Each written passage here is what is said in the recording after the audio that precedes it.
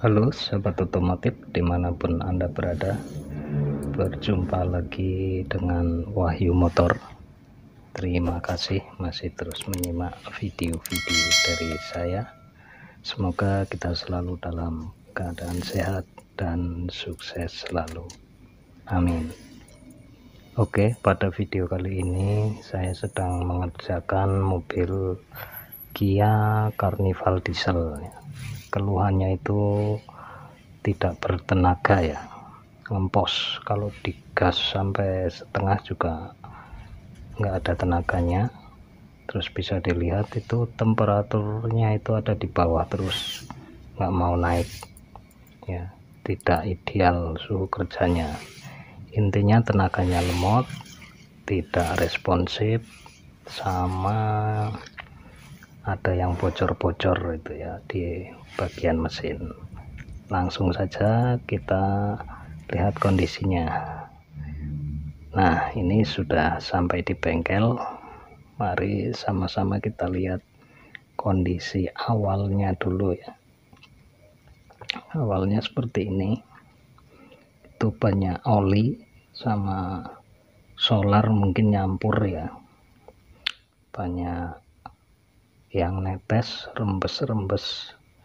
Itu di coolernya banyak sekali oli sampai ke bagian bawah-bawah itu menetes di mesin.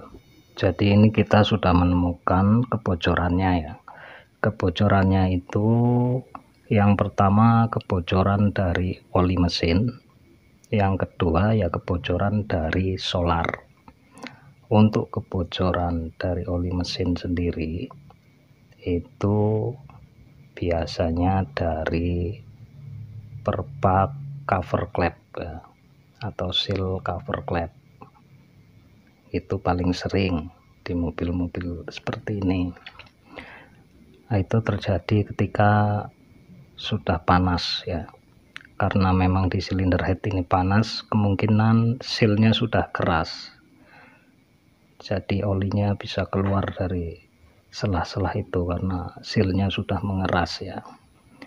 Yang kedua, sumber oli itu datangnya, kebocoran oli itu datangnya dari seal turbo.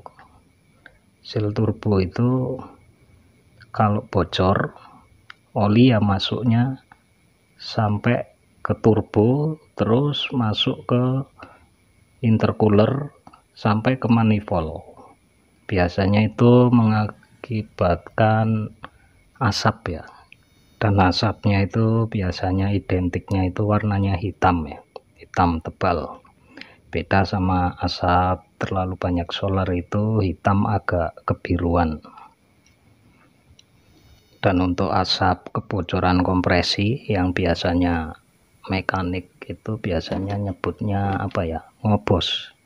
Kalau ngobos itu biasanya asapnya ya putih, identiknya itu hitam keputihan, lebih banyak putihnya. Itu karena oli ya yang terbakar.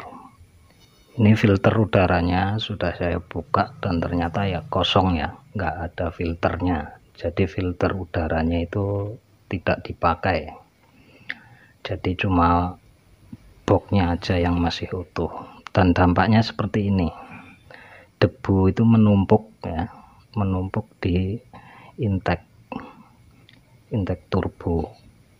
Nah, itu debunya numpuk ditambah sama kebocoran oli, jadi ya numpuk di situ akhirnya.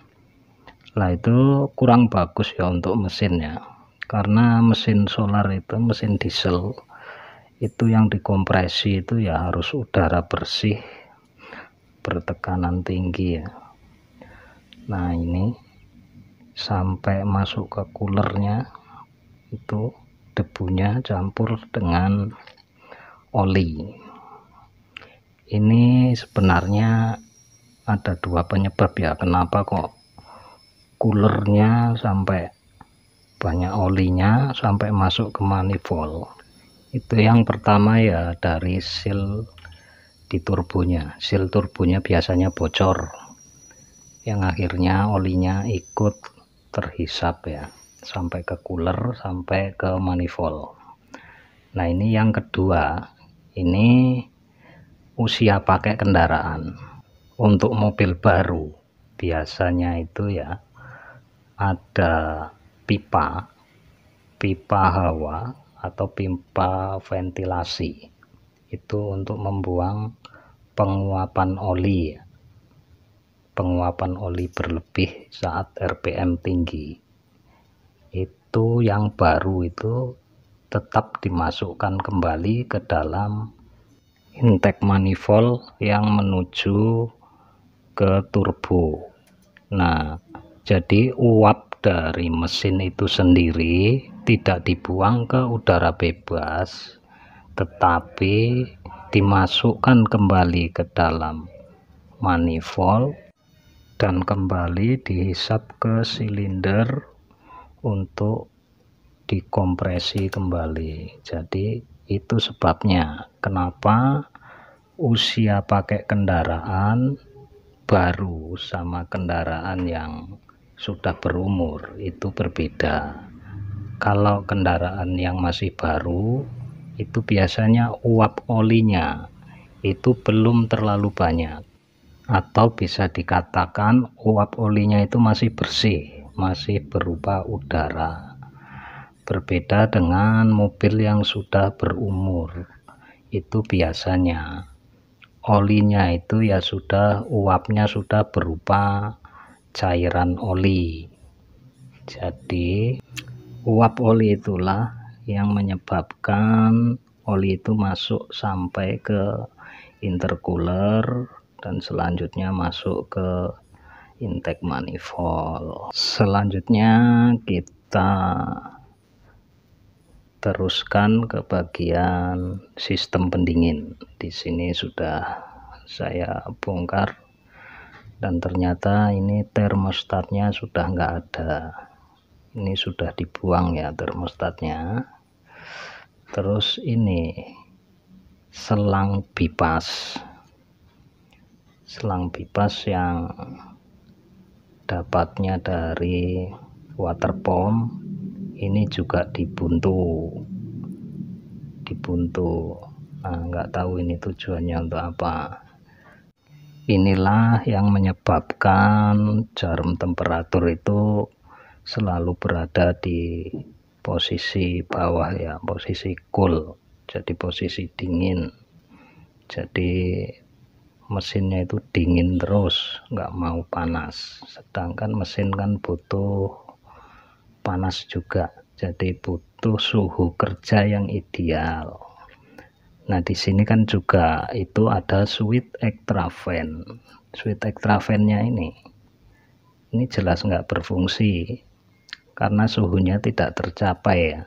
Jadi kipas extra fan-nya itu ya nggak bisa otomatis karena termostatnya udah nggak ada ya. Nah di sini nanti kita pasang termostat sama kita kembalikan jalur airnya biar bisa maksimal lagi ya, karena ini penting juga berkaitan dengan kipas extra fan. Ini extra fan-nya juga nanti kita kembalikan standar karena di sini bekasnya sudah dirubah ya. Ini udah banyak kabel tumpuk-tumpukan, sudah banyak tambahan relay, sekring, ini itu kabel-kabelnya kurang rapi ya, kurang efisien, nanti kita bereskan. Dan untuk video cara penanganannya nanti saya buatkan di video berikutnya. Di sini saya hanya menyampaikan secara teori saja apa-apa saja yang menjadi penyebab dari rembesan-rembesan oli itu ya, sistem pendingin dan extra fan. Jadi supaya jelas ya, jadi ada pembongkarannya, apa penyebabnya, terus cara penanganannya, jadi enggak setengah-setengah biar kita sama-sama belajar ya, karena niat saya di sini itu berbagi ya. Oke, saya cukupkan sampai di sini. Terima kasih dan sampai jumpa di video berikutnya.